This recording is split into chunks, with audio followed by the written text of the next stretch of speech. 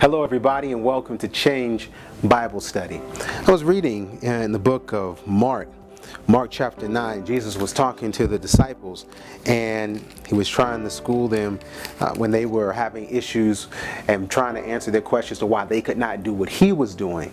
In the course of that explanation, why they didn't have the power to do what he was doing, he gets down to Mark chapter 9 and verse 49. He says, For every one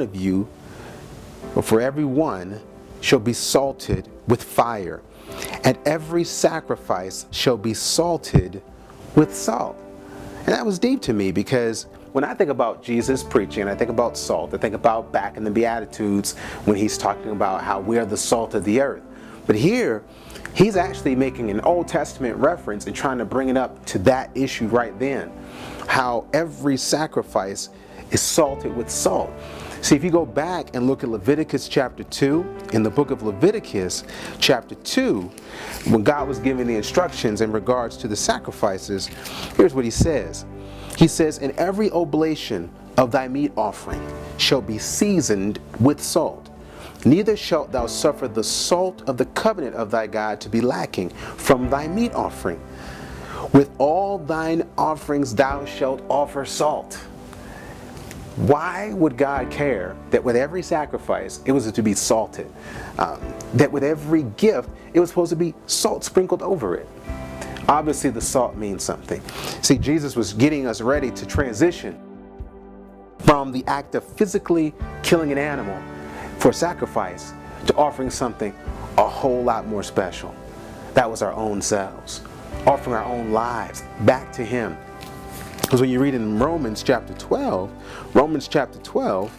look there at verse number 1. Romans 12, now we're going from animals to you and to me. Because it says, I beseech you therefore, brethren, by the mercies of God, that you present your bodies a living sacrifice, holy, acceptable unto God, which is your reasonable service. So would it stand to reason that if we're transitioning from animals to us, that the salt principle would carry over?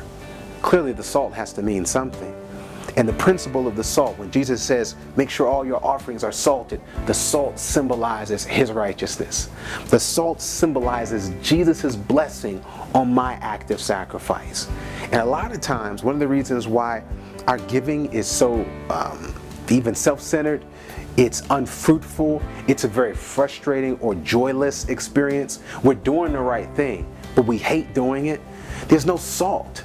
There's nothing to season it, to make it not just enjoyable, but to make it something desirable, to make it something pleasing. So the sacrifice is no longer a drudgery, but it's a joy.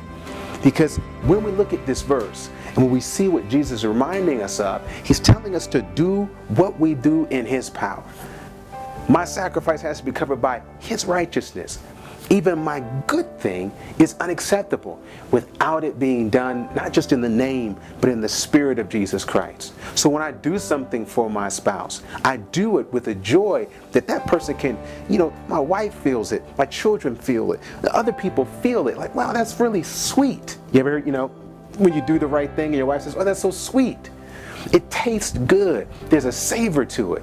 And it's not the meat of your sacrifice. It's the salt of Christ on that allows your children to see that, wow, your dad, you really care. To see that, you really do care about me. Even though you're my boss, I see that you're worried about me being sick, not just frustrated or mad that I'm not in. You see the difference? Good things, but they become sweet when that sacrifice is salted with the grace of Jesus Christ. So I want to encourage us today.